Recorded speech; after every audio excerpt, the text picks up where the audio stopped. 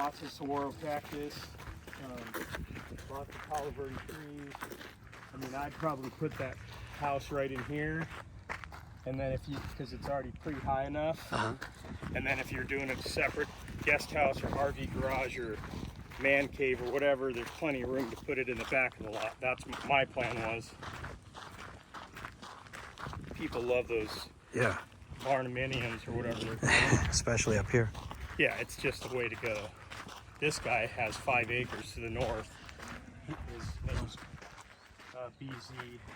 Not tall enough Bruce to get Zeller. over the fence. Yeah, Bruce Zeller. Bruce He's Zeller, got okay. 4 or 5 different buildings, and he's a really nice guy, and he's an earthwork guy.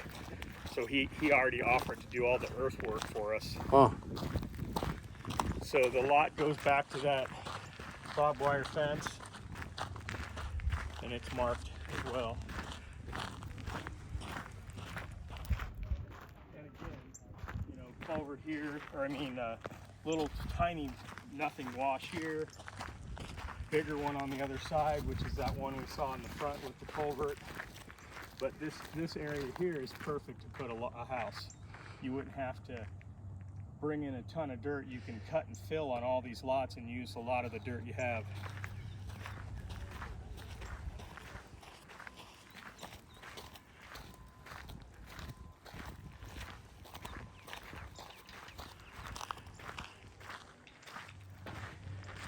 You can show them that wash.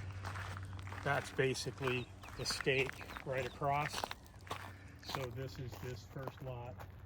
okay. Oh, zoom out. So there's the wash. And that's the stake on the other side of it. So this would be the far side of your first lot, which doesn't concern me. And then this is, obviously it goes all the way back, but there's a nice road that is behind all the lots. It's pretty flat too. And here's the first property stake marked also back there. And it goes, so that's lot 1, or I mean, excuse me, yeah, lot 1. Then this is 2. And again, you just don't build where that wash is. You put the house up closer there to the towards 44th Street.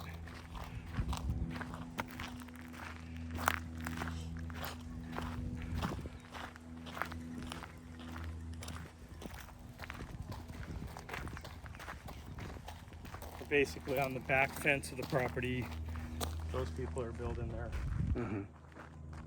RV garage.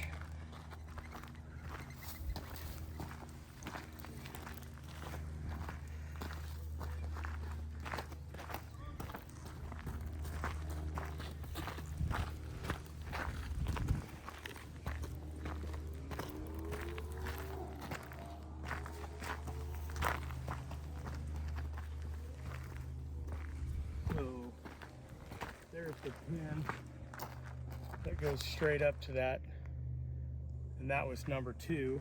So this was number 3 going to the south here.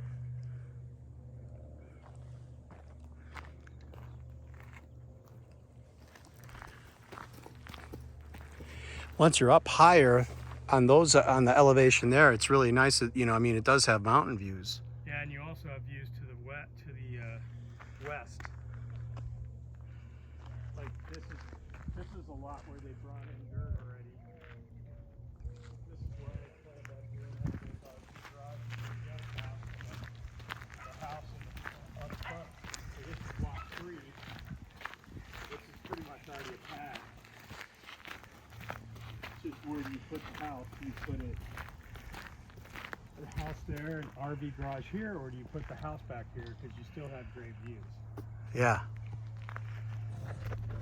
So I'm trying to zoom in because the camera's not catching the views as close as they really are. Yeah, I mean, here's a perfect spot. You know, look at those views. Oh, yeah. And these are not considered view lots, but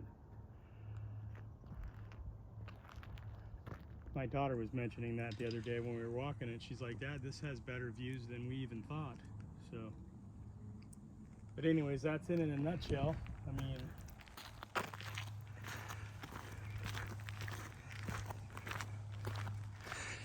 Okay, it's This nice. is the road that goes in, that you drove in on. Yeah. There's another marker that goes back for that first lot. So I can show you where the second lot's, or this would be the third lot, that's the fourth. I always get messed up counting from the wrong direction. But